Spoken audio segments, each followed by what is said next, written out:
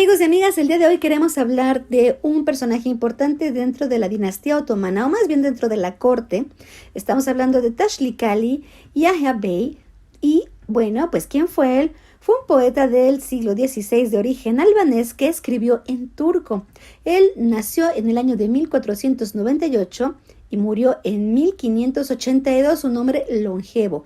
Fue conocido en turco como Dukangin-Sade Yahya Bey. Y bueno, fue un descendiente de la tribu Dukangini que habitaba en los Alpes áridos, donde los albaneses eran los que habitaban el norte del río Drin. Fue tomado siendo un niño por los otomanos, como pasó con Rustem Pasha, ¿verdad? Y la misma sultana Hürrem, y fue entrenado y enviado a servir entre los genízaros. Se le conoce como un hombre joven que, al haber participado en la batalla de Chaldiran bajo el sultán Selim en el año de 1514 y en la campaña de Egipto entre 1516 y 1517, bueno, pues a partir de ahí él cobra notoriedad y de hecho parece que pasó gran parte de sus primeros años en diferentes campañas otomanas desde Viena hasta Tabriz.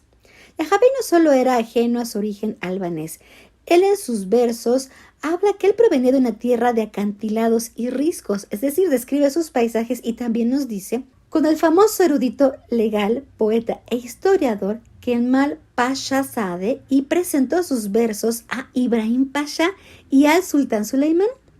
A raíz de la muerte del príncipe Mustafa, que fue ejecutado en Konya en el año de 1533 por su propio padre, ya sabemos, ¿verdad?, esa historia tan cruel. Bueno, Yahya Bey fue exiliado a los Balcanes, donde tomó una finca o un feudo, como hoy conoceríamos, cerca de Bosnia. En 1565, él ya empezó a dedicarse a la composición de otros textos, y tal caso fue así como el de Qaside, que presentó a su patrón, el sultán Suleimán, nuevamente.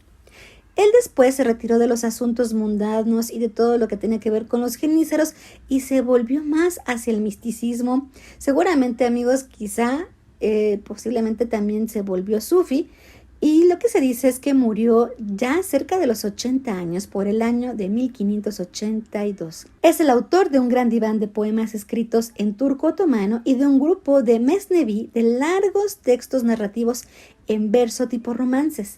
El más popular de este último es Shah Uqeda, el rey y el mendigo, que nos dice que terminó en solo una semana. Este romanticismo métrico muy apreciado idealiza el amor puro por una joven de Estambul de belleza sin igual, estilizado como el rey porque él reina sobre el corazón, y por un amante devoto, estilizado como el mendigo debido a su deseo suplicante. Sin duda, amigos, él pertenece a toda esta ola que se dio en Europa de poesía. Recordemos que en ese tiempo está el siglo de oro floreciendo y que también en Inglaterra está el bardo, ¿verdad?, más famoso, conocido como William Shakespeare, escribiendo sus versos. Así que no es extraño que toda la influencia que venía y que llegaba gracias a los cuerpos diplomáticos influyera también en este poeta otomano.